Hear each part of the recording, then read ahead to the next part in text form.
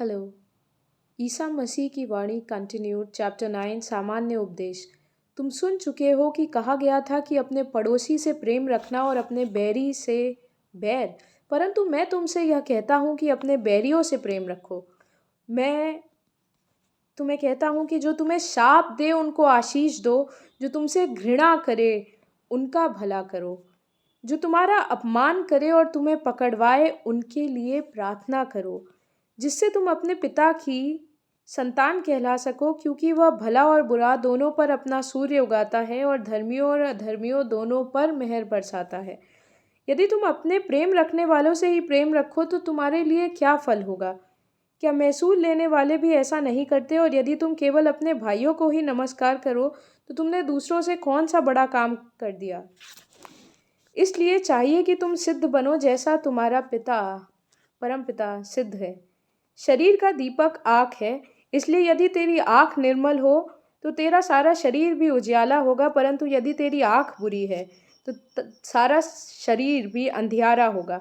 इस कारण वह उजियाला तो तुझमें है, यदि अंधकार हो तो वह अंधकार कितना बड़ा होगा। कोई मनुष्य दो स्वामियों की सेवा नहीं कर सकता, क्योंकि वह एक से बैर और दूसरे से प्रेम रखेगा, या एक से मिला रहेगा और दूसरे को तुच्छ जानेगा। तुम परमेश्वर और धन दोनों की सेवा नहीं कर सकते। इस कारण जो कुछ तुम चाहते हो कि मनुष्य तुम्हारे साथ करे, तुम भी उनके साथ वैसा ही करो, क्योंकि व्यवस्था और मसीहाओं की सीख यही है। सकरे फाटक से प्रवेश करो, क्योंकि जो फाटक बड़ा है और जो मार्ग चौड़ा है वह विनाश को ले जाता है, और बहुतेरे ऐसे हैं जो उससे ही प्रवेश करते हैं। चूँकि वह फाटक छोटा है और वह मार्ग सकरा है जो जीवन को पहुंचाता है, इसलिए थोड़े ही लोग उसे पाते हैं। हर एक अच्छा पेड़ अच्छा फल लाता है और बुरा पेड़ बुरा फल लाता है। अच्छा पेड़ बुरा फल नहीं ला सकता और निकम्मा पेड़ अच्छा फल ला नहीं सकता। जो पेड़ अच्छा फल नहीं लाता वह काटा और आग में डाला जाता है। सो उनके फलों से तुम उन्हें पहचान लोगे। भला आदमी मन के भले भंडार से भरी भली बातें निकालता है और बुरा मनुष्य बुरे भंडार से बुरी बातें निकालता है, क्योंकि जो मन में भरी है वही मुंह पर आता है। प्रश्न: क्या कारण है कि हम और फरीसी इतना उपवास करते हैं पर तेरे चेले उपवास नहीं करते?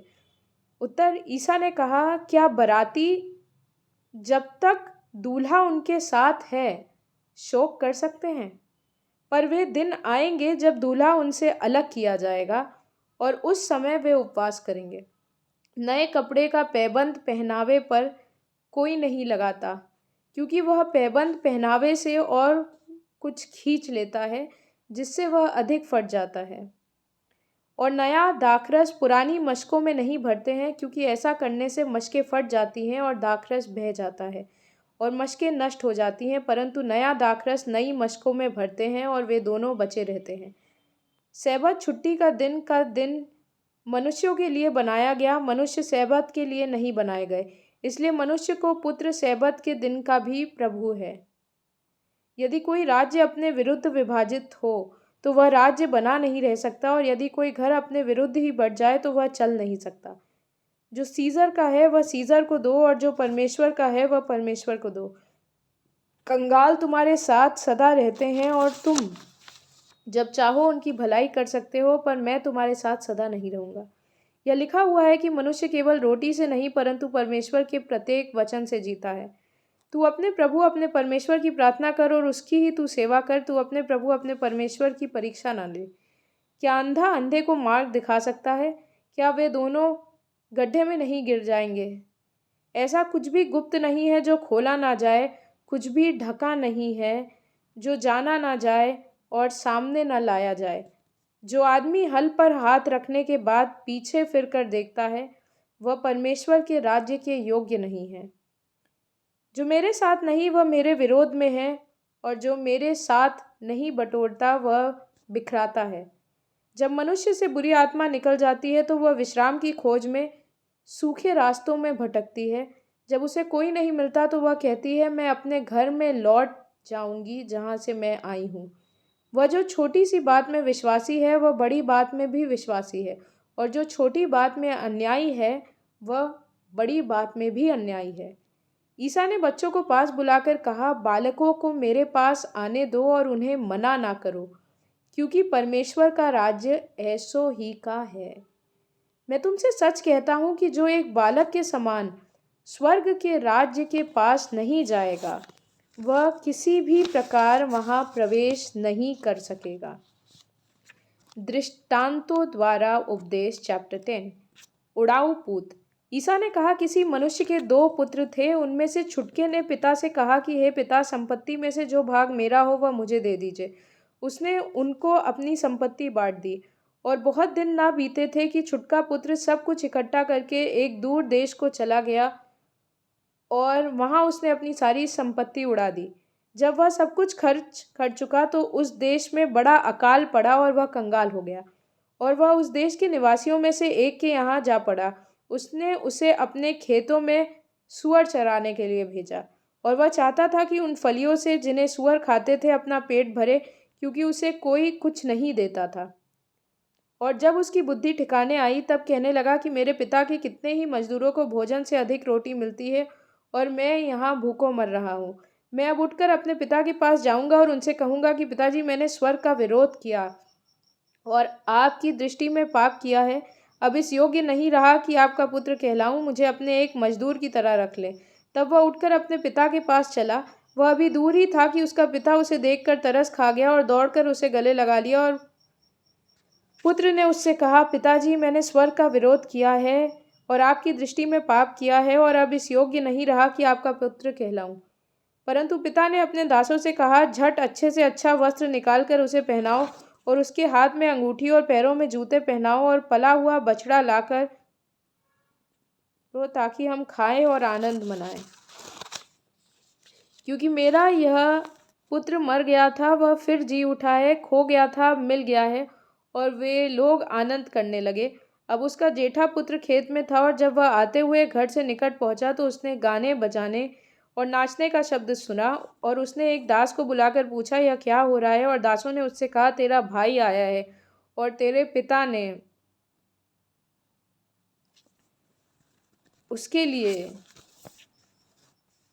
बछड़ा मंगवाया, इसलिए कि उसे भला चंगा पाया है। यह सुनकर वह क्रोध से भर गया और उसने भीतर ना जाना चाहा।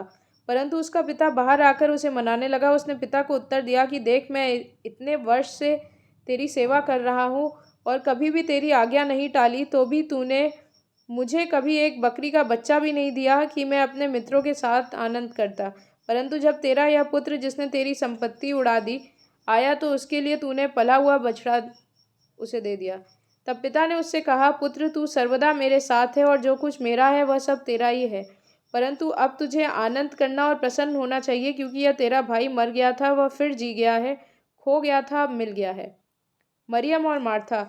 जब वे जा रहे थे तो वह एक गांव में गया और मार्था नाम की एक स्त्री ने उसे अपने घर में उतारा और मरियम नाम की उसकी एक बहन थी। वह ईसा के पांवों के पास बैठकर उसका वचन सुनती थी। उसने प्रभु पर इत्र डाला और उसके पांवों को अपने केशों से पोंछा। पर मार्था सेवा करते करते घबरा गई और उसके पास आकर कहने लगी, हे प्रभु, क्या तुझे कुछ भी सोच नहीं कि मेरी बहन ने मुझे सेवा करने के लिए अकेली छोड़ दिया है? और ईसा ने उत्तर दिया और उससे कहा, मार्था, हे मार्था, तू बहुत बातों के लिए चिंता करती है और घबराती है, परंतु एक बात अवश्य है और उस उत्तम भाग को मरियम ने चुन लिया है जो उससे छीना न जाएगा। सच्चा श्रोता।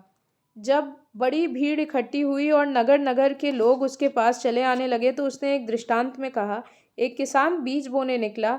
बोते बोते कुछ बीज मार्ग के किनारे गिरे और रौंद गए और आकाश के पक्षियों ने उन्हें चुग लिया। और कुछ चट्टान पर गिरे और उपजे, परंतु नमी ना मिलने से सूख गए। कुछ झाड़ियों के बीच में गिरे और उनके साथ साथ झाड़ियों ने बढ़कर उन्हें दबा लिया। और कुछ अच्छी भूमि पर गिरे और उगकर 100 गुना फल देने लगे। यह कहकर उसने ऊंची आवाज से कहा, जिसके सुनने के कान हो वह सुन ले। उसके चेलों ने उससे पूछा कि यह दृष्टांत क्या है? और उसने कहा कि तुमको परमेश्वर के राज्य के भेदों की समझ दी गई है, पर औरों को दृष्टांत में सुनाया जाता है, इसलिए कि वे देखते हुए भी ना देखें और सुनते हुए भी ना समझें। दृष्टांत यह है, बीज तो परमेश्वर का वचन है। मार्ग के किनारे के वे हैं जिन्होंने सुना। तब शैतान आकर उनके मन में से वचन उठा ले जाता है कि कहीं ऐसा ना हो कि वे विश्वास करके उद्धार पा जाएं। चट्टान पर कि वे हैं कि जब सुनते हैं तो आनंद से वचन को ग्रहण करते हैं, परंतु जड़ न पकड़ने से वे थोड़ी देर तक विश्वास रखते हैं और परीक्षा के समय बहक जाते हैं। जो झाड़ियों में गिरे सो वे हैं जो सुनते हैं, पर होते होते चिंता और धन और जीवन के सुख विलास में फंस जाते हैं और उनका फल नहीं पकता। पर अच्छी भूमि में वे हैं जो वचन सुनकर भले और उत्तम मन में संभाले रहते हैं और धीरज से फल लाते हैं। स्फुट उपदेश। तुम्हारी कमर कसी रहे और तुम्हारे दिए जलते रहें, और तुम भी प्रभु की प्रतीक्षा उन मनुष्यों के समान करो जो अपने स्वामी की बाट देख रहे हो कि वह ब्याह से कब लौटेगा, ताकि जब वह आकर द्वार खटखटाए तो तुरंत उसके लिए खोल दें। धन्य हैं वे जिन्हें स्वामी आकर जागते पाए। मैं तुमसे सच कहता हूँ कि वह कमर बांधकर उन्हें भोजन करने को बैठाएगा और पास आकर उनकी सेवा करेगा। तुम भी तैयार रहो, क्योंकि जिस घड़ी तुम सोचते भी नहीं उस घड़ी मनुष्य का पुत्र आ जाएगा। जब कोई तुझे बुलाए तो मुख्य जगह में ना बैठना, कहीं ऐसा ना हो कि उसने तुझसे भी किसी बड़े को नेवता दिया हो, और जिसने तुझे और उसे दोनों को नेवता दिया है आकर तुझसे कहे कि इसको जगह दे, तब तुझे कहीं लज्जित होकर सबसे नीची जगह में न बैठना पड़े। पर जब तू बुलाया जाए तो सबसे नीची जगह जाकर बैठ, कि जब वह जिसने तुझे न्योता दिया है आए तो तुझसे कहे कि हे मित्र, आगे बढ़कर बैठ। तब तेरे साथ बैठने वालों के सामने तेरी बड़ाई होगी, क्योंकि जो कोई अपने आप को बड़ा बनाएगा वह छोटा किया जाएगा, और जो कोई अपने आप को छोटा बनाएगा वह बड़ा किया जाएगा।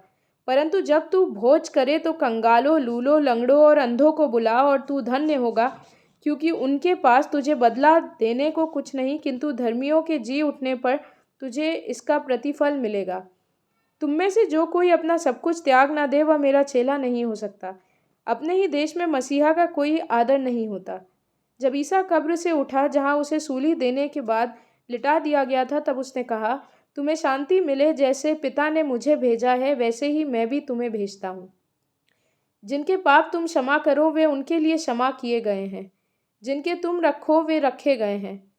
लोमड़ियों की माद और आकाश के पक्षियों के बसेरे होते हैं, पर मनुष्य के पुत्र को सिर धरने की भी जगह नहीं। और ईसा ने उनसे एक दृष्टांत कहा कि किसी धनवान की भूमि में बड़ी उपज हुई। तब वह अपने मन में विचार करने लगा कि मैं क्या करूं, क्योंकि मेरे यहाँ जगह नहीं जहाँ अपनी उपज इत्यादि रखूं। और उसने कहा, मैं यह करूँगा, मैं अपने बखार तोड़कर उनसे भी बड़े बनाऊंगा और वहाँ अपना सब अन्न और संपत्ति रखूंगा, और अपने प्राण से कहूँगा, हे प्राण, तेरे पास बहुत वर्षों के लिए बहुत संपत्ति रखी है, चैन कर खा पी सुख से रहे। परंतु परमेश्वर ने उससे कहा, अरे मूर्ख, इसी रात तेरा प्राण तुझसे ले लिया जाएगा। तब जो कुछ तूने इकट्ठा किया है वह किसका होगा? ऐसा ही वह मनुष्य भी है जो अपने लिए धन बटोरता है, परंतु परमेश्वर की दृष्टि में धनी नहीं है। फिर उसने अपने चेलों से कहा, इसलिए मैं तुमसे कहता हूँ, अपने प्राण की चिंता मत करो कि हम क्या खाएंगे, न अपने शरीर की कि क्या पहनेंगे, क्योंकि भोजन से प्राण और वस्त्र से शरीर बढ़कर है। सौसनों के पेड़ों पर ध्यान करो कि वे कैसे बढ़े हैं, वे ना परिश्रम करते हैं ना काटते हैं। तो भी मैं तुमसे कहता हूँ कि सोलोमन भी अपने सारे वैभव में उनमें से किसी एक के समान वस्त्र पहने हुए नहीं था। परंतु प्रभु ईसा जब आए तो 12 दिदुमसों में से एक थोमा उनके साथ नहीं था। जब और चेले उनसे कहने लगे कि हमने प्रभु को देखा है, तब उसने कहा, जब तक मैं उसके हाथों में कीलों के छेद ना देख लूँ और कीलों के छेदों में अपनी उंगली ना डाल लूँ और उसके पंजर में अपना हाथ ना डाल लूँ, तब तक मैं प्रतीति नहीं करूँगा।